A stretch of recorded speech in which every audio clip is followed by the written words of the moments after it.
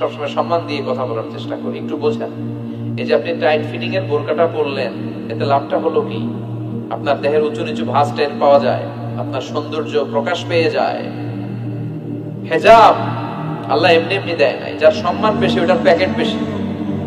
কথা কন, ডায়মন্ডের আংটি ওই রাস্তার মধ্যে বিক্রি করে না? স্বর্ণের আংটি ওইটা স্পেশাল মার্কেটে বিক্রি করে। কোন মার্কেটের সামনে পুলিশ রাইফেল নিয়ে দাঁড়ায় থাকে না, কিন্তু স্বর্ণ মার্কেটের সামনে রাইফেল আছে না নাই? ভিতরে স্পেশাল সিকিউরিটি আছে না নাই? গ্লাস ফিটিং করা, ওইখানে সিকিউরিটি আলাদা স্পেশাল লকার আছে না নাই? কারণ এটার দাম বেশি, তাই এটার পর্দা বেশি, প্যাকেট বেশি। সুবহানাল্লাহ পড়েন। নারীদেরকে তো ইসলাম মর্যাদা দিয়েছে। বিষ্ণু বলেছেন দুনিয়া কুল্লুহা মাতা ওয়া খায়রু মাতা'আদ দুনিয়া আল মারআতুস সালিহা। দুনিয়া সব হলো সম্পদ, আর এই সব সম্পদের মধ্যে সবচেয়ে দামি সম্পদ হচ্ছে নেককার নারী। এদের পেটগুলা খনি। এই নেককার নারীগুলো যদি হিজাব মেইনটেইন করে, এই পেটগুলো থেকে আল্লাহ বের হবে, নাজমুস সাকিব বের হবে, কারি আহমদ বিন ইউসুফ আল আজহারি বের হবে, বড় বড় মুফাসসিরে কোরআন বের হবে। আর যদি হিজাব না করে, জি বাংলা স্টার জলসা নিয়ে মশগুল হয়ে থাকে, টেন্ডারবাজ, চাঁদাবাজ, ডাকাত, এগুলো বের হবে। ওজনে কম দিবে, খাদ্যে ভেজাল দিবে, মাছে ফরমালিন দিবে, গাঞ্জার টাকার জন্য লাথি মেরে মারে ঘর থেকে বের করে দিবে।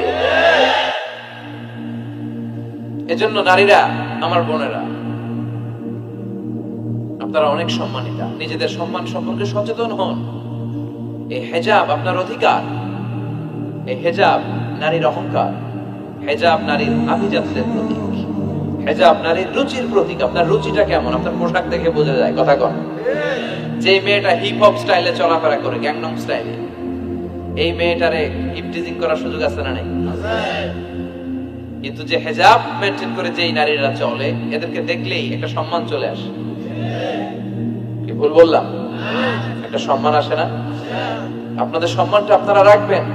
বিষ্ণু বললেন দুহুরুন নিসাল কাসিয়াতাল আরিয়াতাল মাইলাতাল মুমিন।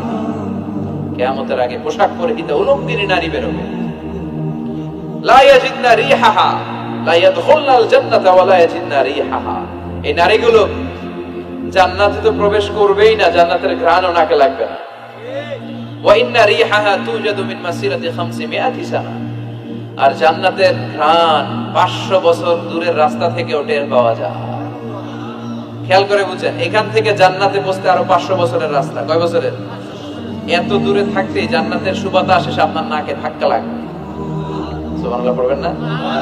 এই নারীগুলো জান্নাতে যাবে না, জান্নাতের